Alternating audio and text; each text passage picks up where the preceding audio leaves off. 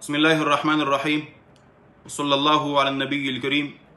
محترم ملګرو، دا خبره ما تاسو ته خو لیکلې ده، د دې باره کې زه مختصر وضاحت کوم تاسو ته. او دا خبره نن سبا ډېره زیاته ټیک ټاک باندې نشریږي، نو موږ غوښتل چې د دې باره کې مختصر وضاحت وکړم، بلکې دا بیان به زه خپل په درې خبرو باندې تقسیم کړم. اوله خبره د زنا جرم، دویمه خبره کم کس چې زنا وکړي دا د زنا سره سره باید په سچه باندې توبه وباسي، او دریمه خبره چې دا زنا مو کی او توبه مو نه باسي. نو دې باره کې مختصر وضاحت کوم. اوله خبره، زنا باره کې قرآن کریم کې ذکر دی، الله تعالی فرمایي اعوذ بالله من الشیطان الرجیم ولا تقربوا الزنا، تاسو زنا ته مه نږدې کېږئ. الله تعالی موږ ته داسې نه دی ویل چې زنا مه کوئ، دا یې راته فرمایلي چې زنا ته نږدې کېږئ مه.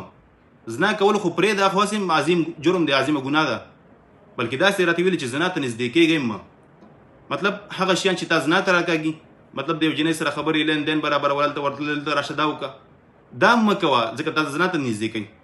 الله تعالی موږ ته صریحي ته ورسره ښکاره فرمایلي چې ولا تقربوا الزنا، زنا ته مه نږدې کېږئ، او بلکې دا عظیم جرم دی. اوس دا اوله خبره چې زنا ته مه نږدې کېږئ، عظیم جرم دی، ګناه کبیره ده. او بل حدیث شریف کې راځي، نبی کریم صلی الله علیه وسلم مبارک فرمایي لا یزني الزاني حين یزني وهو مؤمن. زناکار سره چې کله زنا کوي د ایمان نه، ایمان بر سر باندې، دا اوس عظیم جرم دی، عظیمه ګناه ده، ګناه کبیره ده. الله تعالی دې موږ تاسو زنا نه وساتي، ډېر سخت عذاب به زناکار ته ملاویږي. دا د اولې خبرې مختصر وضاحت چې زنا عظیم جرم دی. دویمه خبره، کم کس چې زنا وکړي دا توبه وباسي په سچه باندې، نو دا چې جنت ته داخل شي د الله جل جلاله دیدار به ورته ملاویږي.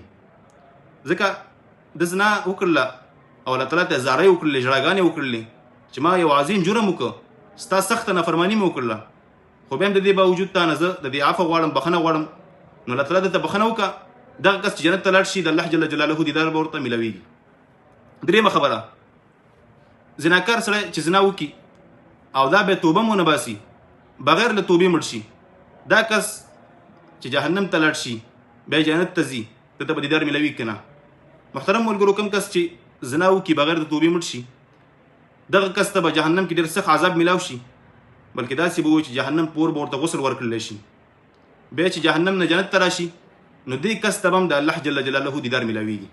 نو دا کوم کسان چې دا خبره ذکر کوي چې زناکار سره چې جنت ته لاړ شي بیا هم د لوی نعمت نه محروم چې هغه د الله تعالی دیدار دی، نه، دا خبره بالکل غلطه ده او د احادیثو خلاف خبره ده.